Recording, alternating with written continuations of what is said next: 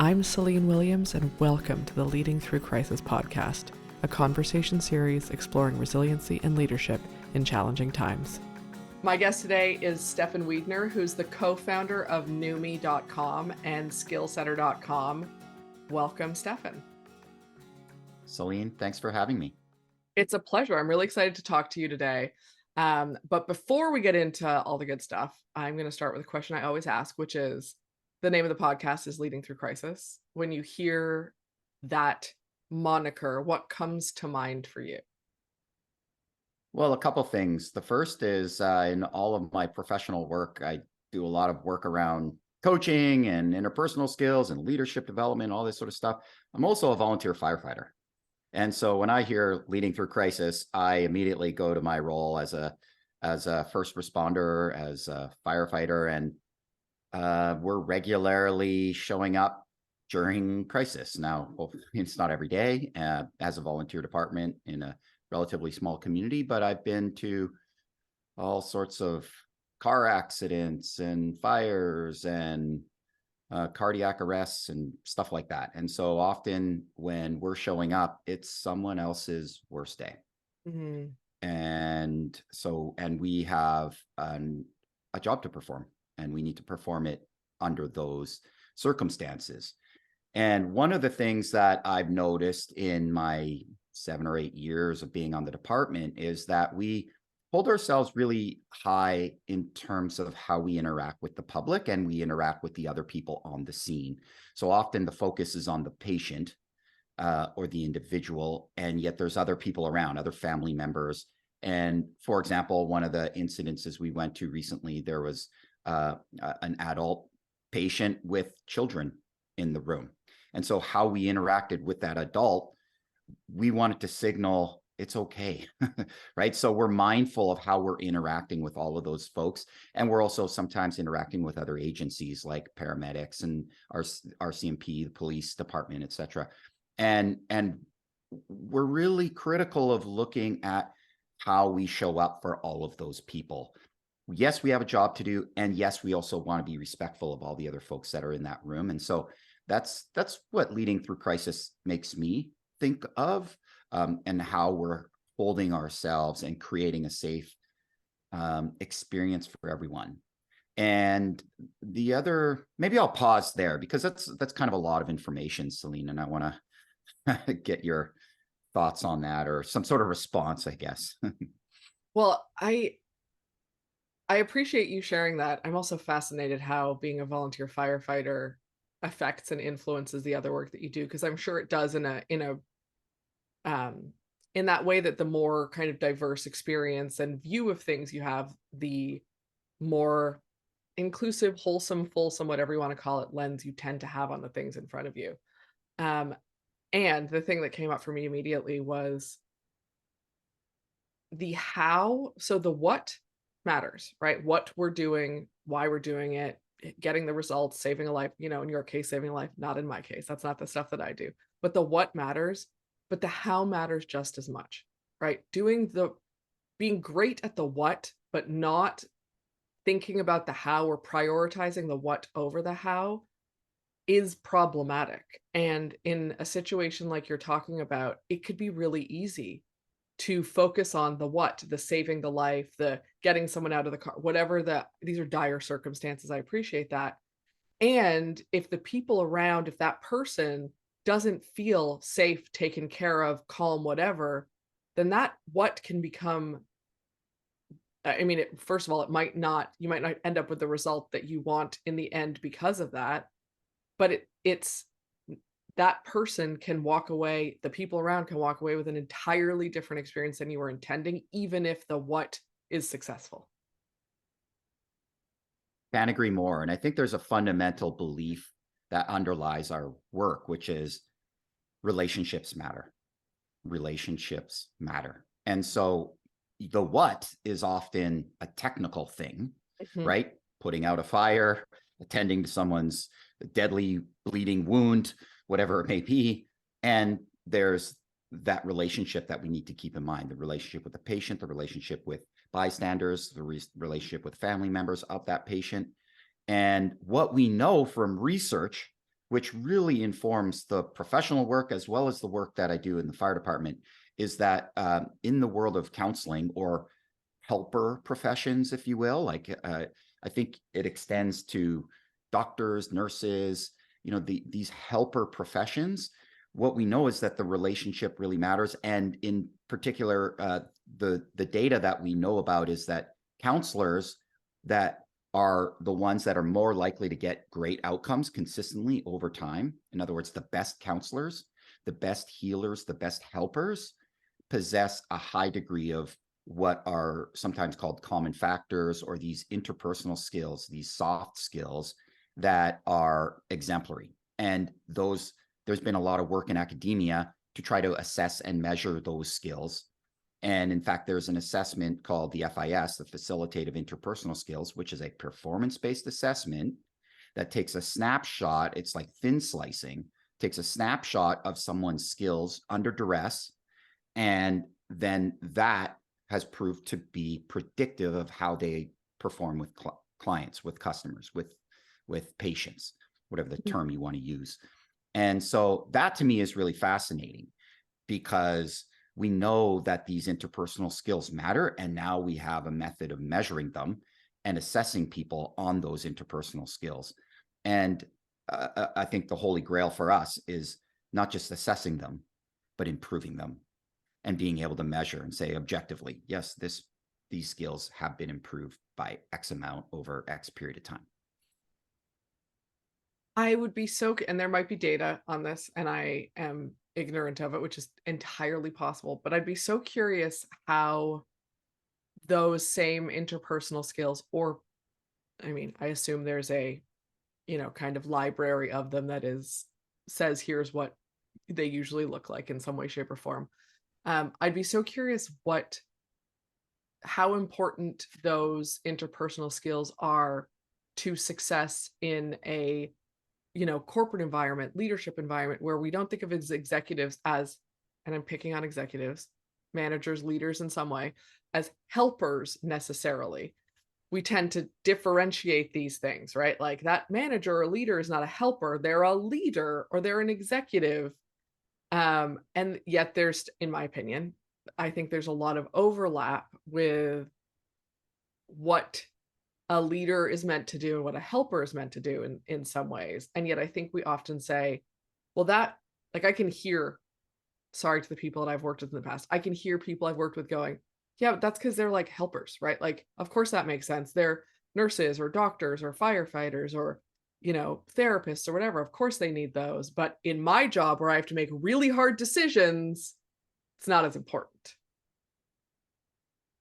I love where you're coming from. And we have the same hypothesis basically, and we're testing that hypothesis. So we're currently running a study, and we're in the data collection phase. So the study, well, first of all, I got to back up a little bit.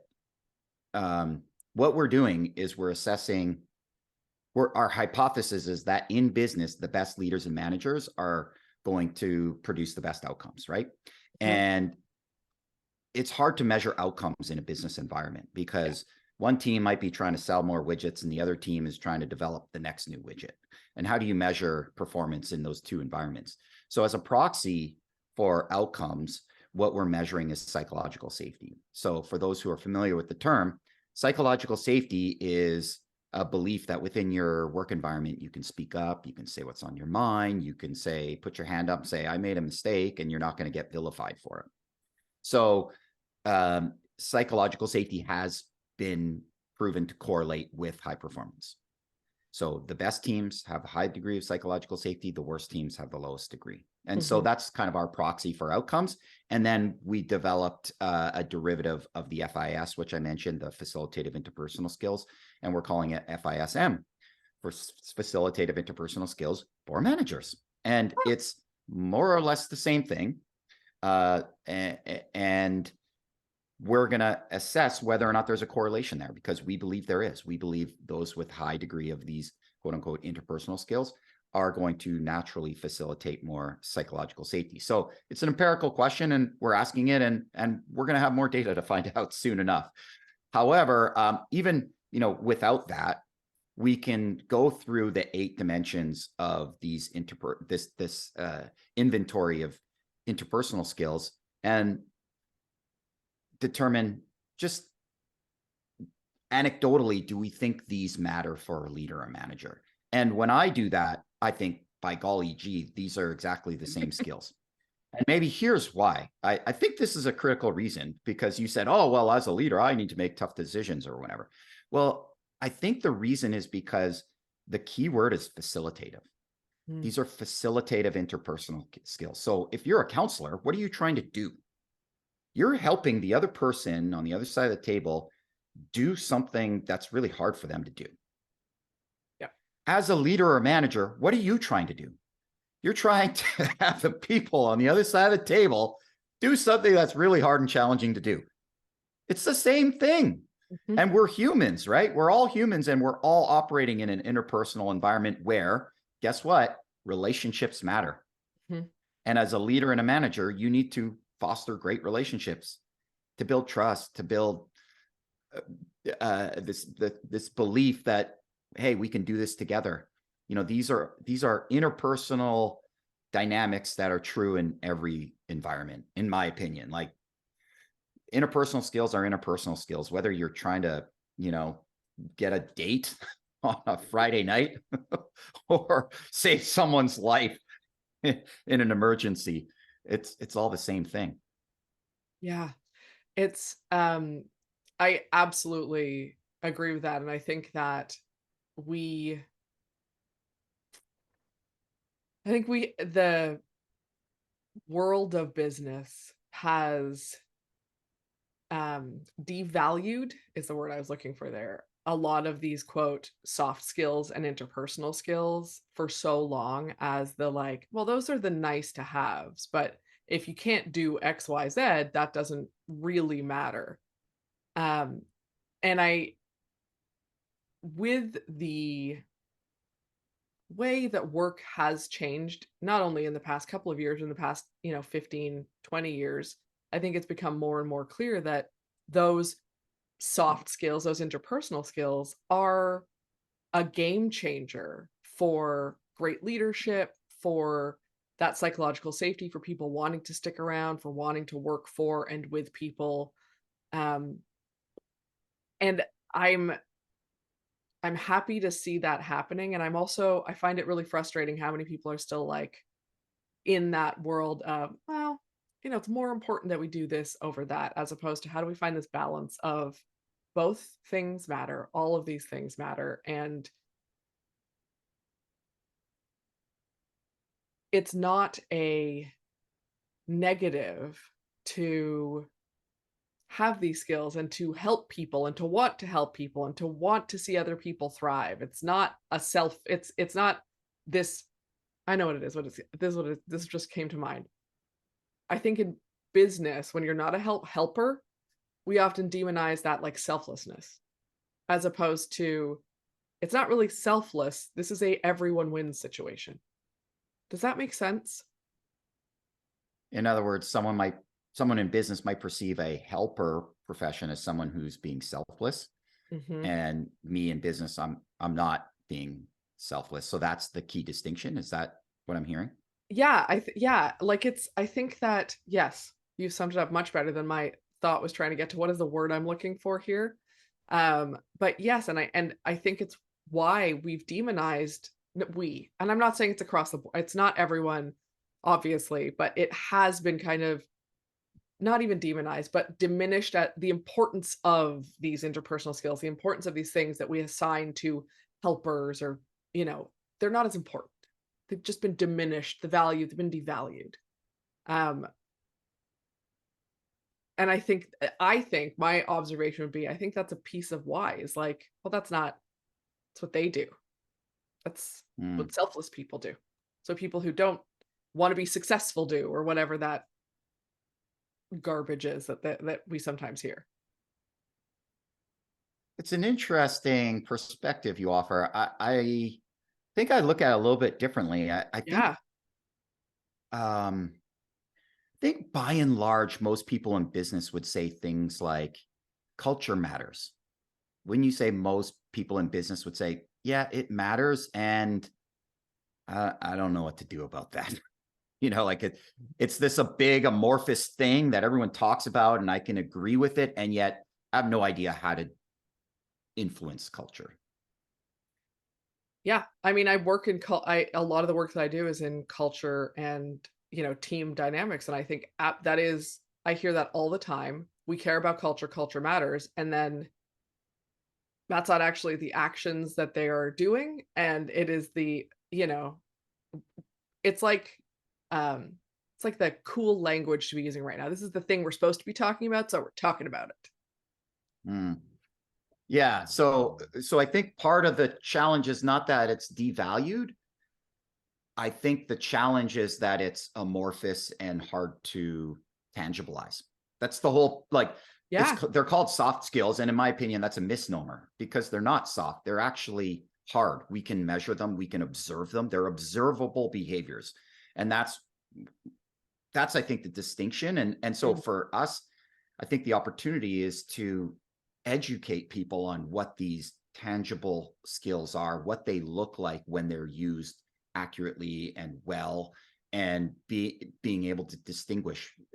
So for us, the way we assess these skills is we give people a stimulus video of a challenging moment in a team, and then they respond and they record their response. And then when we code their response, we can look for these behaviors. And when we observe them, we give them a high score. And when they're not there, we give them a lower score. Or if they're misusing or using a skill poorly, then we give them a low score. So there's sort of low scores, neutral scores, and high scores. And that's how we rate people's responses. And those scores are then correlated with their outcomes. And we can concretely measure and assess those. And I think artificial intelligence is coming along, and we'll get to the point where it's much more accurately being assessed, because it's sort of like an impressionistic point of view right now with humans that are fallible and not always completely consistent. So technology will eventually replace us human coders. And what I think is so fascinating about it is just that we can measure them and assess them and hopefully educate people on them so that they can practice them more concretely. It's sort of like if you look at sports. I don't know if you're a sports fan. I happen to watch. I'm a good Canadian kid. I watch a lot of hockey, and I also played hockey as a kid. And I see the coaching that's happening now versus the coaching I experienced 20, 30 years ago. And it's night and day, right? We've taken this complex exercise of playing hockey and breaking it down into skating forward, skating backwards, skating with pressure on you, someone leaning into you, skating, all these micro skills are now being taught independently so that in a game you use them all in this complex, in a complex mix, an array of skills. And so we can do that with interpersonal skills. We can break them down, we can practice them, and we can have people improve those skills over time. Um, so I have a question for you about the I understand, I'm gonna say I recognize you said you're in the data gathering stage of this, and putting you have a hypothesis and you're working on proving or disproving it. Probably proving it is my guess at this point, but through this FISM that you've created. Um, at this point, are there if someone is hearing this is the question. If someone is hearing this and they're like, that sounds really interesting, how would I even I'm not part of this study. This data is not complete yet. They're working on it. Where would I even start with this? What does that mean? What does that mean? Cool. What does that mean for me? Hmm. Well, I think what it means for you is I think the first step is assess your own skills. Like, take our assessment, complete our assessment, and see where you stand. And what we find in our limited data set thus far, when we assess people for their skills and then debrief the results with them, it goes, oh, yeah, that makes a lot of sense. What it does is it articulates for them their own knowledge of how they're lacking interpersonal skills, right? Like, oh, that makes sense. I'll give you an example. We have a leader who has a very difficult time giving challenging and direct feedback to their direct reports. This is, I think, a common problem for many So leaders. common. Yep. Right? Especially in Canada, where we're all very polite and don't want to upset the apple cart. Yeah. Because But we're all that's a disservice. apologizing. We're apologizing for Yeah, things that haven't even happened yet here. So yes. right. So, but that's a disservice to the people around you, and maybe that's also part of the misconception around being a helper and being selfless. Like, oh, for us, when you have a high degree of interpersonal skills, you can approach, and this is probably one of the core fundamental skills, is you can approach conflict and potential ruptures within a team dynamic in a positive manner without further causing damage. And you're not just sweeping it on the rug, pretending like that didn't happen. Oh, that was really awkward. Oh, I'm gonna, So that was a sidetrack. Where was I going before that? What was the question you had asked? I'm sorry, Celine. No, you're fine. I'm all about the sidetracks here. I had asked, if I hear about this and I'm a leader and I'm like, Ah, okay, cool, but like, so what can I do about it? yeah. So, like I said, get the assessment, and then we could debrief the results with you. And then what we're currently doing is we are running a bunch of pilots. So these pilots are training programs that are designed specifically for an individual or groups of individuals to help them with the areas of improvement that they're looking for or need to improve upon. Like, for example, we now have a program to help leaders who have a hard time giving direct and challenging feedback. And so these are training programs that we are currently developing. There's a small handful of them that we have now, but we're looking to develop more.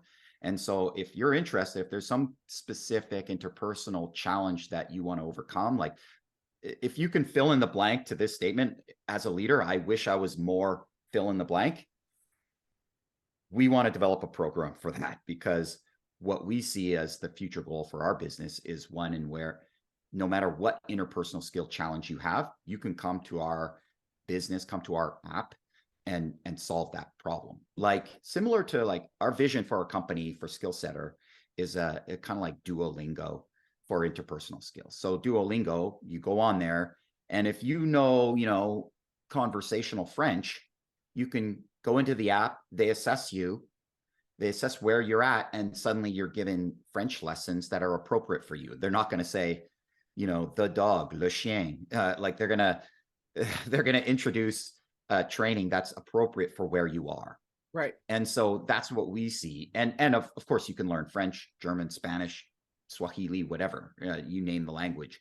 And so that's what we see as the vision for our business, is one where no matter what interpersonal skill you're trying to improve upon, come in, you get assessed, you have appropriate training given to you based on where you're at, and then you can practice on a regular basis. So that's the vision. We're not there yet, but in the short term, I want to work with people who are keen to improve their interpersonal skills, have a specific issue that they want to resolve, and we will design and deliver a training program for you. I appreciate it. And there will be all the links to in the show notes for this for people to check you out. I do appreciate that, because I think there will be people who hear this who think, cool. And I think knowing for, where they can go and what you're up to definitely will help them do something, take an action in the right direction for all of these things. I do want to go back to something that you said when you were talking about feedback, when you were saying that, leaders, we all know leaders who find giving that direct feedback really challenging. Because yes, I mean, I think societally, in general, most of us are taught, at least in, North America, there's other places as well, but we are taught to avoid conflict more than how to step into conflict. And feedback, while we call it a different word, is a form of conflict. It is conflict is neutral. I'm not saying this with judgment, but like it's a form of conflict because there's an opportunity, something didn't go the way it could have gone, or a behavior was problematic. That is a form of conflict, whether we like it or not. And we're so taught, like, you know, avoid, get more information. I'm rolling my eyes if you're not watching the video because it's a constant point of frustration for me is how avoidant we are about direct conversations, about having a just clear and to the point conversation, not only for the people, the leaders who are stepping into it, but for the people receiving it. We're also not taught the skills of receiving those conversations and hearing what's being said. And I think that is problematic in a one-on-one setting, let alone when you get into a team that comes together and something happens. And I saw this not 2 months ago in a team where there was a group and something happened in the room. And out of the, I don't know, 12 people that were in that room, 11 of them, maybe not 11, 10 of them, because there were 2 people involved, kind of looked away and were like, "Oh, we're not gonna talk about this," and watch 2 people have a conversation and step into something, one person specifically. And it was, and then afterwards, it was like, "Well, that shouldn't have been done in that way." There was all this judgment around it, when in fact, it was a great model of stepping into something directly, owning pieces of this, and resolving a conflict in the moment. And I'm curious about how you well, I'm curious your thoughts on things like that based on the research that you've done and the skill, the work that you've done around this, facilitated interpersonal skills. But what can people do about this? How do we change? What are your thoughts on this? Because I just think it's such a huge piece of problems in any environment, especially a work environment. And I think it creates Yeah. crisis. And I think that's also, I think those things lead to and create more crisis that's unnecessary. Yeah. Yeah, I totally agree. And I think the problem is that it's partly around our mental model and our beliefs around how to operate in that environment. Mm, And I think so much of the time people feel a little bit paralyzed because they don't know how to approach the situation. So what they're trained or know of is being able to avoid it. That's one strategy. Or you approach it by calling someone out. And we see that a lot on social media, right? We're calling yeah. people out for certain behaviors now, right? And vilifying them for whatever the behavior was. And it sounds like to some extent there was a little bit of that in this example of 12 people in a room and two people having this conversation, and the others observing it, calling them out, right? Vilifying them for what they did and how they Yep. approached it. So what we train folks in is this middle ground of what we call calling in, not Okay. calling out, but calling in. And that, if there's a spectrum, and on one hand you have avoidance and on the other you have calling out, now you have calling in. And what is calling in? Calling in, what it requires is for a leader or a manager. I mean, it could be anybody in the room. Most of the training that we do is for leaders and or managers. And more specifically, we often work with like a senior leadership group. And so they want to be a cohesive team, and they're all managers of their own, right? If they go into their own departments or divisions of the company, they are also managers. And yet on this team, most of the participants are team members. And what they need to be able to do is what we call go from the dance floor up into the balcony kind of thing. It's, or if we use a sports metaphor, while there's all this action on the field, they need to remove themselves from the field and sit in the stands looking down, observing what's happening on the field, and then just shine a light on what you see. So the strategy there is to provide a perspective of what's going on in a non-judgmental way that brings curiosity to what is happening.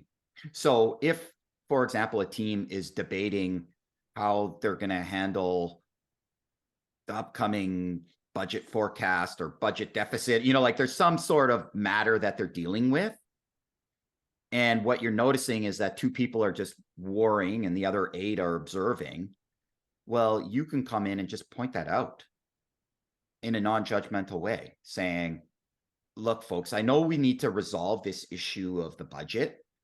And what I'm noticing is that we have 2 people that are basically on opposite ends of the spectrum in terms of opinions. And I don't see us reaching a middle ground. And as one of the observers here, one of the 8 that are observing, I'm noticing that I'm getting a little bit frustrated, or perhaps, I don't know, whatever I'm feeling internally. And that's called a self-involving statement. I might want to use a self-involving statement, and maybe others are feeling the same way. So how, and then ending with an open-ended question, like, how might we resolve this? How might we resolve this budget issue as a group, as a team?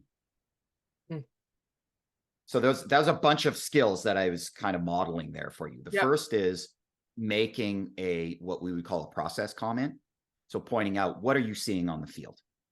The next is making a self-involving comment, which helps diffuse the situation, also points to some of the emotion that might be in the room in a way that you're not assuming other people are feeling the same way as you. But you know, you might be feeling some tension, right? It's palpable in a room. So point that out, like, hey, I'm noticing there's tension in the room here, and maybe I certainly feel it. I don't know about everybody else. And then the third thing is open it up with an open-ended question, one that involves the whole team. Like, how might we resolve this together? So those are 3 skills. Pack them all together, and that's embracing what we would call the bystand position. This, you know, that person up in the stands. How does that sound, Celine? I mean, I love that. I would really like more people to be able to do that, have that awareness, have that skill set, especially when they're not the 2 or however many people are directly involved in whatever the quote unquote conflict is. As an observer, to be able to step in and use those skills, I think is really important. I love the language of self-involving comment. Because I think people are often, there's a level of vulnerability in saying, I feel this way, or I'm noticing this thing, or this is about me and I'm sharing this thing about me. You might be feeling something different. It's not an assumption that you are, but I'm going to share there's a vulnerability inside of that I think people are often so hesitant to do. A lot of a shocking amount of the conversations that I have with leaders are around, how do you say that first? Be the person that says, I am feeling or noticing this thing, and be okay with it, because it feels so vulnerable and there's so much resistance to it. And I think having language like self-involving statement neutralizes a lot of that. I hope. This is me hoping, but it does. It's so interesting, right? Because I think if you were to ask 100 leaders, one of the greatest qualities of a leader, or if you suggest that, you know what, one of the greatest qualities of a leader is courage, I think everybody would say, heck yeah, high five on that one. Well, so that's just a demonstration of courage, isn't it? To demonstrate vulnerability, because that does take courage. Yes. I am 100% on board with, I agree with you in every way, shape, or form. And I think when it comes to feelings, anything that involves a feeling or about me sharing first, that's not where it's not where leaders want to think courage comes in. Courage comes into making that hard decision. Courage comes in when you're like assessing risk. I think that's where so many leaders have created this divide for themselves, when the truth is that there's actually a lot more courage in in being vulnerable and sharing first than in making that hard, no offense leaders, but in making that hard decision. Well, I think what that points to is adaptive leadership. Have you come across that term before, Celine? I've heard it before, but there's going to be a lot of people listening who probably have not heard it. So please do share. Yeah, well, I'm by no means an expert in it. And yet it seems relevant to this conversation. Ron Heifetz is the individual who coined that phrase, and he's a leadership author and researcher, etc. And so adaptive leadership, what is it? Well, what he recognized within the role of a leader is that often there are two types of problems. Well, almost always there's two types of problems. There's a technical problem and there's an adaptive problem. And I'll give an example of a doctor because that's what he does. He gives an example of a doctor, a surgeon. And a surgeon will, let's say someone has a bad knee, right? He'll go in, she'll go in, they'll go in. I don't want to get trapped in this idea that all doctors are men. There's that stereotype is ingrained in our brains, I think, when we were young, but it's starting to change. So trying to bring awareness to that. I appreciate that. So the doctor will go in and want to fix the knee, right? They'll do whatever they need to do the surgery and problem solved. That's the technical problem. The adaptive problem is, okay, now your patient needs to make sure that they stay off that knee for a certain amount of time. They follow the rehab. They perhaps need to change their diet because maybe they're too heavy for their frame, or whatever, right? Like that's the real challenge. The technical problem is relatively easy to solve. And so as a leader, be mindful of any major problem you're facing. There's the technical side, and then there's the adaptive side. And the technical side is relatively easy compared to the adaptive side. And most leaders, or a lot of leaders, get advanced within an organization because of their technical prowess. And so they want to dive into the technical problem. That's the easy part. That's where it's familiar. That's where you do one thing once, you'll get the same result 100 times over. Whereas with the human and getting them to change their behavior, my goodness, humans are irrational, the unpredictable, and it's messy. So maybe that's part of what we as leaders, or as a leader, you need to just be honest and open about the fact that dealing with humans it's messy, it's hard, it's unpredictable, and it's a reality. You have to do it, because until AI replaces all of us and we just have robots in the workplace, we're still going to have humans having to do stuff, having to work together in interdisciplinary teams to get stuff done. Well, and it goes straight to the research that you're doing, which is why the interpersonal skills are so important, because you're dealing with other people. And you're dealing with other people who aren't in your brain and don't share your history and don't know everything about you and have their own stuff and their own everything you can't know. You can't be in someone else's brain. So unless we That's work right. entirely on our own with only a computer all the time, it seems a no-brainer that these things matter. Yeah, and maybe I'll offer a more, I guess, optimistic view of it.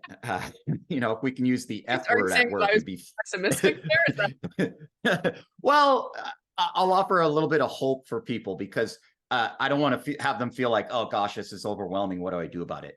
I want to, and I don't want to deal with feelings all day. I'm not a therapist at work.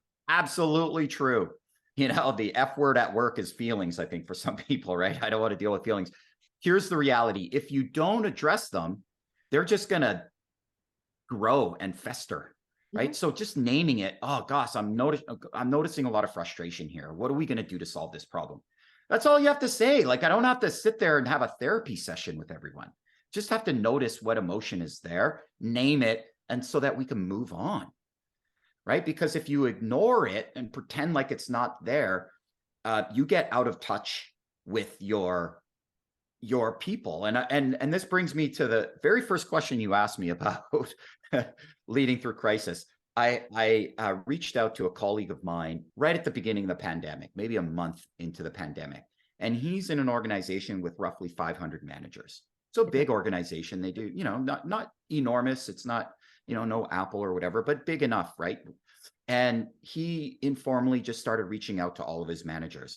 And one of the questions that he asked every single one of them was, how's your team doing? Obviously, he was asking, like, how are you doing? And remember, back then, people didn't know. They're all working remotely. They didn't know if their jobs were going to even exist in a week or two. And so every manager said, I'm stressed, I'm overwhelmed, I don't know what the answer is. Is my job going to be here a week from now? And then to that second question, which is how's your team doing? He said the answers were shockingly bimodal, in that I had half of the managers saying, how's my team doing? Yeah, they're stressed to the max. And then the other half saying, I don't know. I don't know how my team's doing. How during the pandemic can you not know how your people are doing? Like, that tells me you are not creating an environment where people can speak to their feelings, even though they were there 100%, right? People, anxiety levels were through the roof. Yeah. And there is no place for someone to say, I'm really anxious and I'm afraid that I'm not going to have a job in a week. That is not good leadership. That is not good leadership, in my opinion. That's not to say a good leader has to sit there and put every one of their team direct reports on the couch and have a therapy session with them. But to have a space for people to just say, I am really stressed, that has to be part of leadership in today's workplace. It just has to. Name it.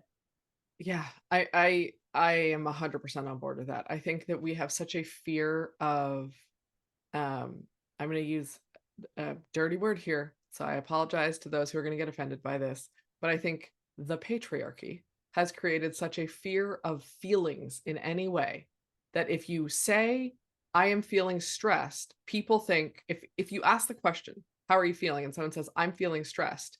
The fear is that that is going to become a thing where I am now sharing everything that I'm stressed about and everything that and weeping, and it's hours of time, as opposed to recognizing that, look, there's always going to be some people who, once they get started, you're opening a floodgate, but that's not everyone. And those are skills that people can learn to manage in themselves.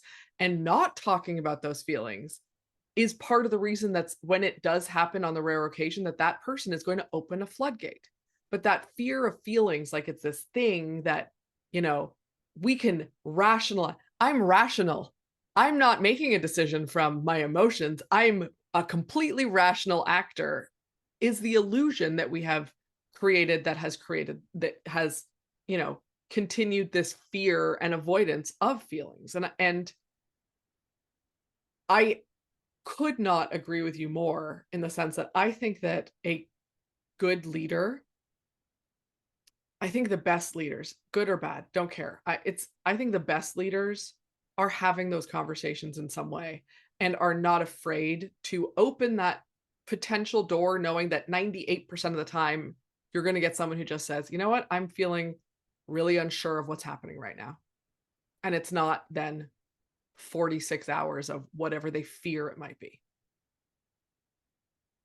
Well, isn't it ironic, Celine, that what is driving some leaders, as you described, to avoid people's feelings for fear of a 48-hour session suddenly, is their own feelings.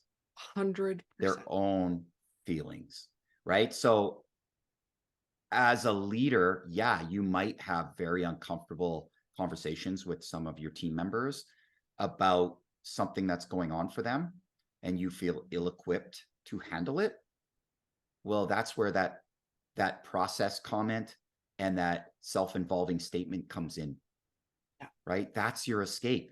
You can say, you know what, this conversation is making me feel really uncomfortable.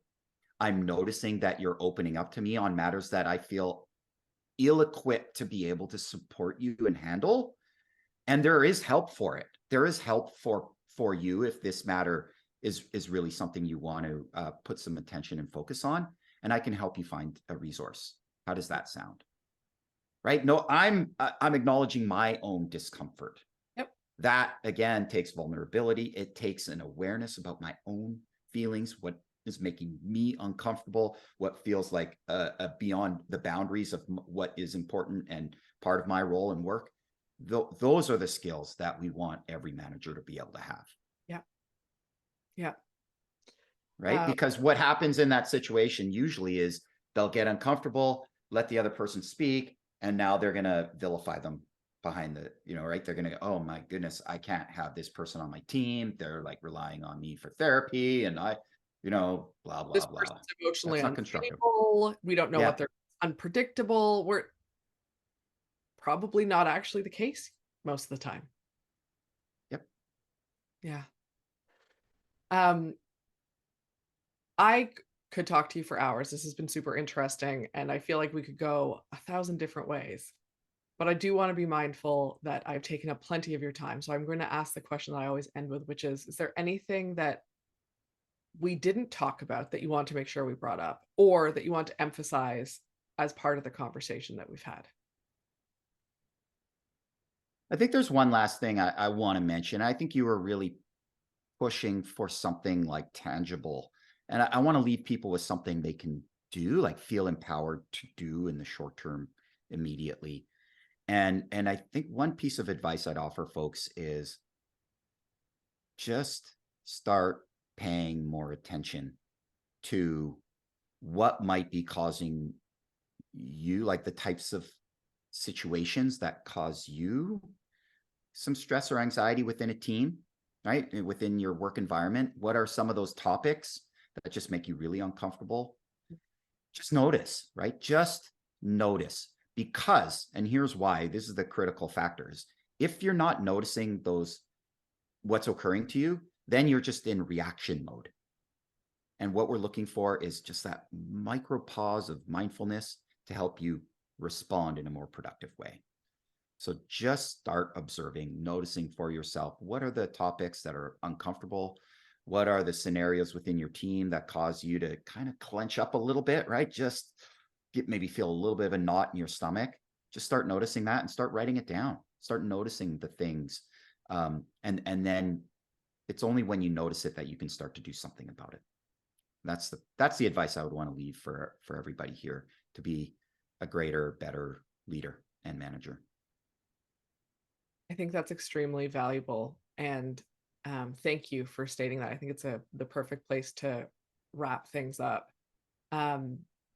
If you want to know more about Stephan and the work that he's doing, you can go to noomii.com. That's NOOMII, or skillsetter.com. This will all be in the show notes for anyone who is watching or listening as well. And I want to thank you for being my guest today. I always appreciate when people can kind of play in a conversation with me. And you did that masterfully. So thank you for sharing what you've shared. I cannot wait to see the results of the research that you're doing. I hope you'll come back at that point. And thank you for just being so candid and open with me and with the listeners today. It was a lot of fun, Celine. Thank you. And I appreciate the opportunity. It's an honor. Thanks for joining me today on the Leading Through Crisis podcast. If you enjoyed this conversation, please take a minute to rate and review us on your podcast app.